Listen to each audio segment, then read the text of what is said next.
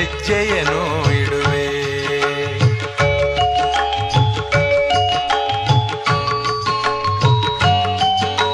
ಮಮತೆ ಮೋಹ ಸುಖ ದುಃಖದಲ್ಲಿ ಜೊತೆಯಲ್ಲೇ ಇರುವೆ. ನಾಲ್ಕನೇ ಹೆಜ್ಜೆಯನ್ನು ಇಡುವೆ. ಸಪ್ತಪದಿ ಇದು ಸಪ್ತಪದಿ.